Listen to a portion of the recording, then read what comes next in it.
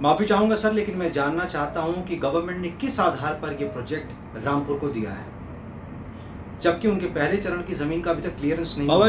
पवन जी, ये ऑर्डर्स ऊपर से आते हैं। ये डिसीजन क्यों लिया गया है, इसके लिए आपको सीएम सर से ही बात करनी होगी। मैं समझ सकता हूं सर, लेकिन जानते हैं अफसोस किस बात का है। हमारी तमाम मेहनत, हमारी लड़ाइयां, समाज को सुधारने की हमारी हर संभव कोशिश सिस्टम के इन बंद दरवाजों के पीछे लिए गए निर्णयों के सामने दम तोड़ देती है। सर, संभल ने अपनी पूरी कागजी कार्रवाई की थी, और जहां तक पहले चरण की बात है, रामपुर के मुकाबले दोगुनी जमीन हमने उपलब्ध करवाई थी। प्रेजेंटेशन के समय आप लोगों ने भी खूब सराहना की थी हमारी, और फिर प्रोजेक्ट दिया जाता है रामपुर को, और उसके बाद हमसे ये अपेक्षा की जाती है कि इस तरह के करप्शन को अनदेखा कर दें, या मन में कोई सवाल उठे तो कुछ बोले ना, चुप रहे, और अगर ऊपरी ऑर्डर्स आए तो उसकी दुहाई देते रहे। 10 सालों से यही होता है सर, और मुझे लगता है कि आगे भी कुछ बदलने वाला है नहीं। I think you need to mind your words. I'm so sorry sir, but I think that the system need to mind itself. मैं समझ सकता हूं कई दबावों की वजह से इस तरह के आदेशों को पारित किया जाता है, लेकिन शायद आप नहीं जानते कि इन आदेशों का परिणाम क्या हो सकता है। ये एक पिता और उसकी बेटी ने आत्महत्या कर ली, क्योंकि वो अपनी बिटिया का एडमिशन किसी अच्छे स्कूल में करवाना चाहता था, जो कि नहीं हो सकता। कितना असहाय और पराजित महसूस किया होगा उसके बाप ने, और कितनी असंख्य संभावनाएं खत्म हो चुकी होंगी, मर चुकी होंगी उस बच्ची के साथ। आज यह आत्महत्या नहीं है सर, यह हमारे इस करप्ट सिस्टम के द्वारा की गई एक हत्या है।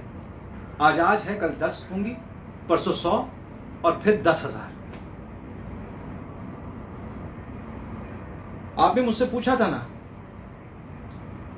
कि हमारी एजुकेशन सिटी में सरकारी प्राथमिक स्कूलों की क्या आवश्यकता है, उसको शामिल करना चाहिए कि नहीं।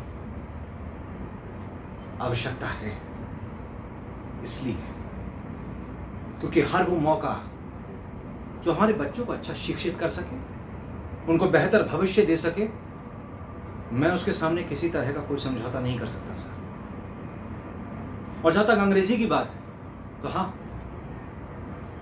अंग्रेजी की पढ़ाई बच्चों को एक तरह की उम्मीद जरूर दे सकती है। मैं यहां पे किसी भी भाषा को छोटा या बड़ा नहीं कह रहा, मैं बस यथार्थ की बात कर रहा हूं। अंग्रेजी मीडियम से पढ़ा हुआ एक 12वीं पास का बच्चा भी कल को एक कॉल सेंटर, मॉल या फिर एक कंपनी में एक बिगनर या फिर एंट्री लेवल की नौकरी पा सकता है, जिससे वो अपना जीवन यापन कर सकता है। लेकिन एक एमए हिंदी का पढ़ा हुआ टॉपर, हिंदी मीडियम, उसके पास सरकारी नौकरी के अलावा और कोई विकल्प बाकी नहीं रह जाता। अब आप सब सोचिए कि हमने अपनी सामाजिक व्यवस्था का क्या हाल कर दिया है। यूपीएससी हो, इंजीनियरिंग हो, एमबीए हो या फिर मेडिकल साइंस, हिंदी मीडियम में पढ़ने वाले बच्चों की संख्या कितनी कम होती जा रही है, आप सब जानते हैं। सर, हिंदी मीडियम वाले किसी प्रतियोगी परीक्षा में भाग लेने के लिए या फिर उसमें पास होने के लिए ही पढ़ाई नहीं कर रहे हैं, वो हमारे सिस्टम में, हमारे इस देश में अपनी खुद की जगह बनाने के लिए रोज लड़ाई कर रहे हैं। इतना तो फर्ज बनता है हमारा कि हम इस लड़ाई में उनका साथ दें, उनका हाथ बटाएं। तुषार जी मेरे बहुत पुराने मित्र हैं, मैं जो कह रहा हूं ये बहुत अच्छे से समझ भी रहे होंगे।